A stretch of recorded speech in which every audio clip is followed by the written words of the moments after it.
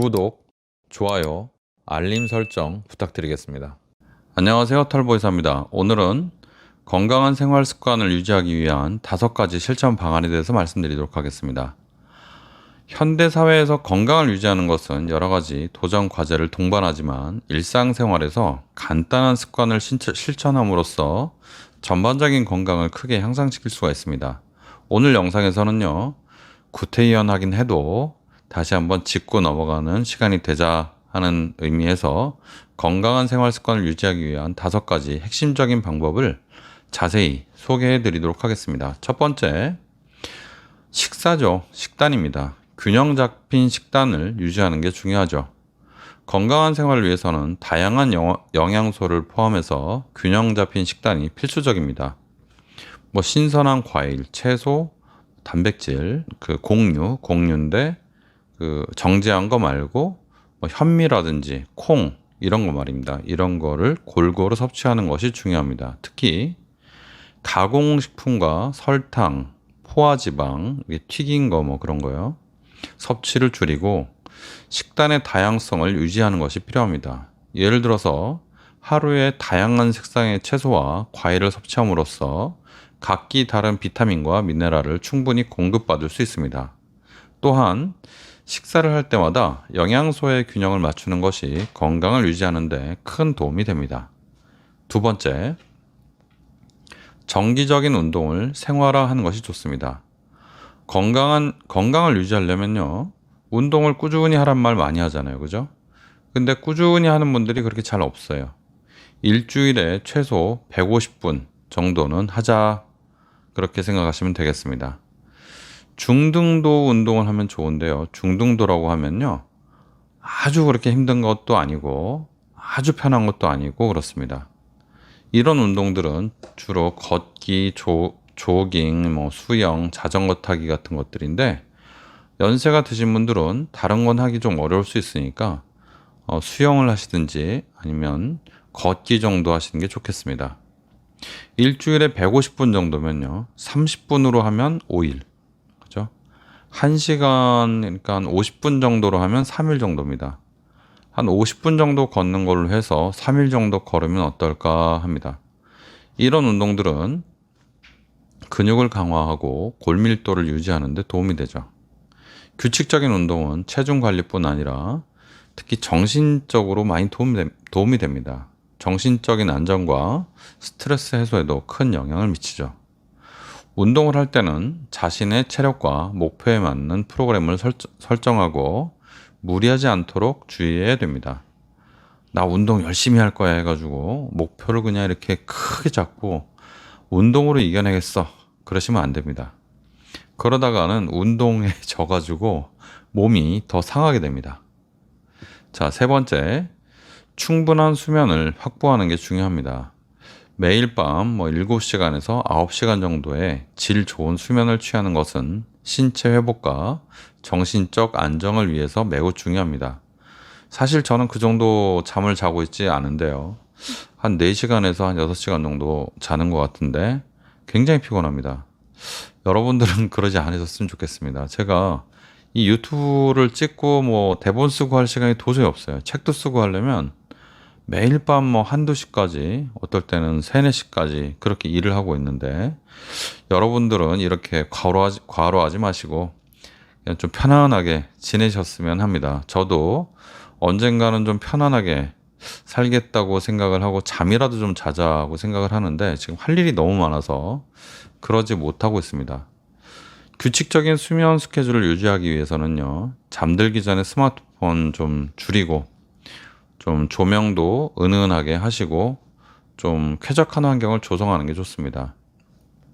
잠을 충분히 주무시면 면역력도 강화되고 기억력도 덜 떨어지고 감정 기복도 좀 덜 있게 됩니다.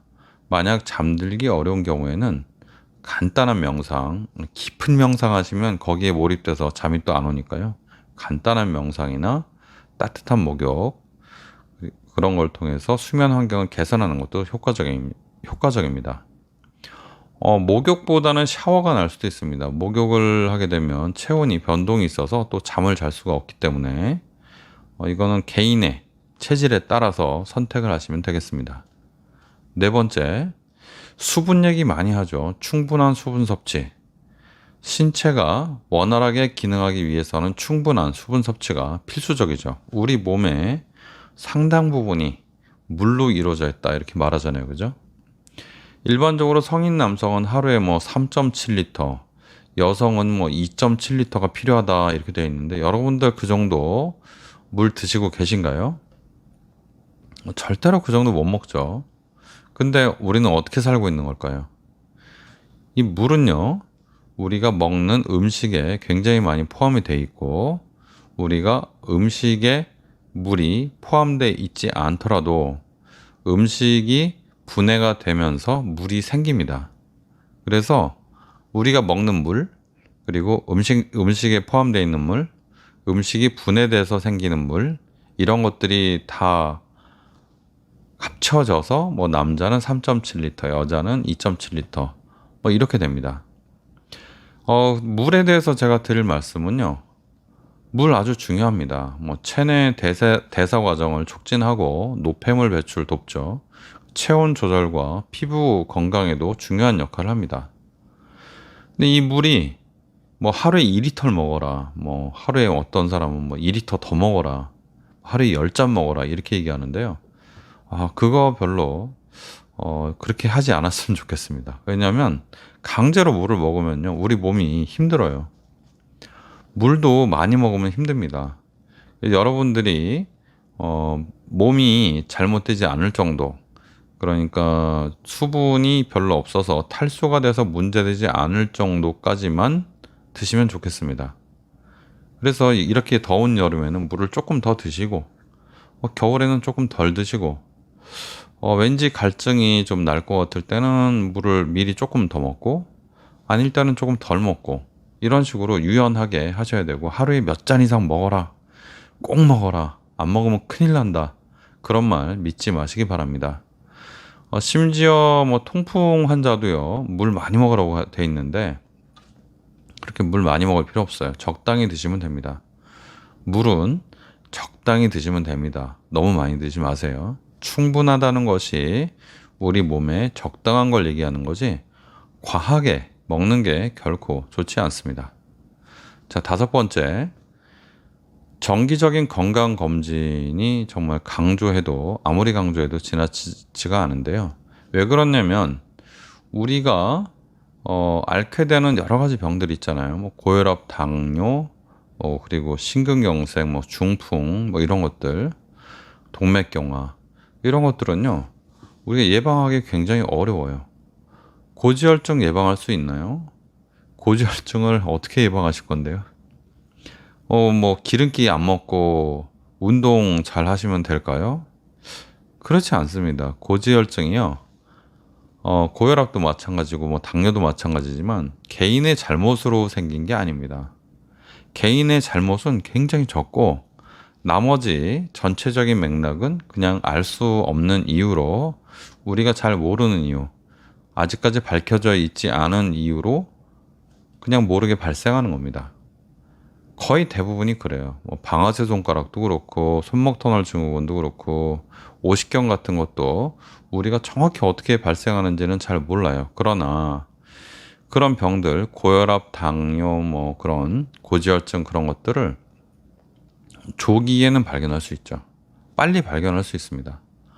빨리 발견하면 그런 증상들, 그런 질병들을 완화하거나 합병증이 적게 할 수 있는 그런 방법들은 좀 나와 있는 게 많습니다. 고혈압 같으면 고혈압의 합병증을 막으려면 고혈압 약을 먹어서 혈압을 낮추면 되죠. 고지혈증도 고지혈증의 합병증 심각하잖아요. 고지혈증의 합병증을 낮추기 위해서 고지혈증 약을 먹으면 되죠. 당뇨도 합병증을 막기 위해서 혈당을 낮추는 약들이 있잖아요. 그렇게 해서 빨리 조기에 발견해서 여러분들이 빨리빨리 대처하는 게 최상입니다. 예방하겠다. 나 당뇨 예방할 거야. 당뇨나 음식 뭐 그냥 이렇게 생식을 먹거나 아니면 뭐 채소만 먹을 거야. 이렇게 생각하시는 분들이 있는데 그렇지 않습니다. 통풍도 먹는 거하고 그렇게 큰 연관이 많이 있지 않아요. 제가 통풍이 뭐 있었고 지금도 예방을 위해서 약을 먹고 있는데 그런 것들이 뭐 돼지처럼 많이 먹어서 생겼다. 아, 너 돼지야. 너 통풍 돼지. 이렇게 생각하면 안 되고요. 개인의 잘못이 아닙니다. 그게 그냥 그 사람의 어떤 약한 부분, 그 사람의 체질, 그 사람의 알 수 없는 이유로 발병한 질병이라고 이렇게 생각해야 됩니다. 그래서 여러분들의 어떤 병, 위암도 마찬가지죠. 병들을 빨리 발견하고 지금 현재 의학적으로 가장 타당한 그런 조절 아니면 치유할 수 있으면 치유하고 그렇게 하는 것이 가장 좋습니다. 혹시 좀 찜찜한 데가 있다면요. 그런 부분을 정기 검진을 해서 발견하는 게 좋죠. 만약에 내가 뇌가 너무 불안하다. 우리 부모님이 다 뇌졸중 중풍으로 돌아가셨다. 우리 형님이 중풍으로 고생하신다 그러면요. 그럴 때는 머리 MRI 검사를 해서 미리 내가 무슨 문제가 있는지를 확인하는 게 좋습니다. 오늘 건강에 대한 일반적인 5가지 실천 방법을 알아봤는데요. 이런 방법을 통해서 건강한 생활 습관을 유지하고 전반적인 여러분들의 건강을 향상시킬 수가 있습니다. 이렇게 지속적으로 실천하다 보면 더 나은 건강과 삶의 질을 유지하는 데 큰 도움이 될 거라고 생각합니다. 구태의연하다고 생각하지 마시고 여러분들 일상을 다시 돌아보시고 이렇게 비싼 거, 좋은 영양제 이런 거 사드시지 마시고요. 생활, 습관, 그리고 조기 발견 항상 신경 쓰시기 바랍니다. 지금까지 시청해 주셔서 대단히 감사합니다. 털보이사였습니다.